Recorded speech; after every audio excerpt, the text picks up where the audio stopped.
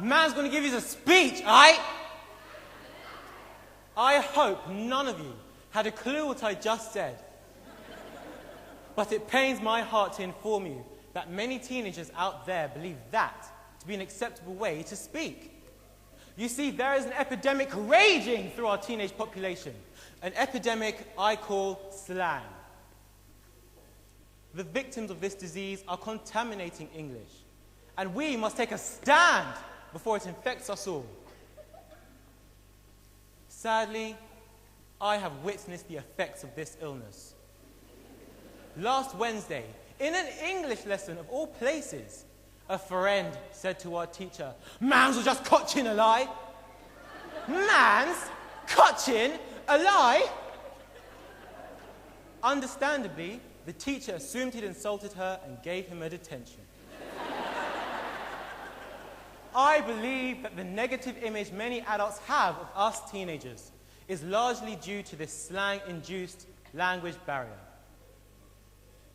It's hard to blame teens, though, when words like yardie, bling bling, and bootylicious have all been added to the Oxford English Dictionary.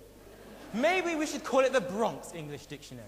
Why are we sanctioning this flagrant abuse of our language? There were already perfectly good words for these things.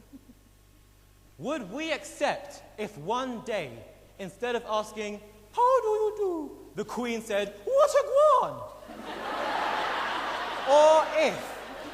Or if the Times read, "David Cameron be cotchin' with Nick Clegg."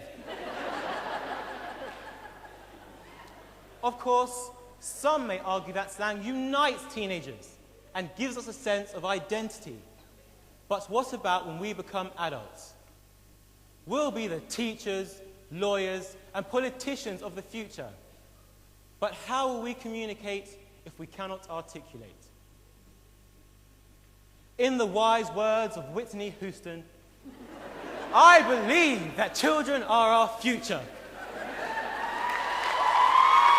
And what a bleak future it will be if we succumb to this sickness.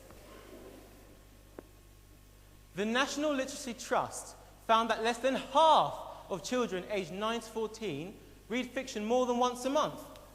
And I think that's the root of the problem. Limited reading equals limited vocabulary equals slang. So, books are the vaccine.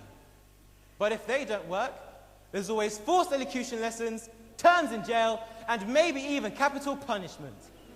We must do whatever it takes to hammer it into teenagers that we've got to speak proper, you get me? Oh no, it appears I've contracted the disease. Bam! You must find a cure, blood. Save yourselves before it's too late.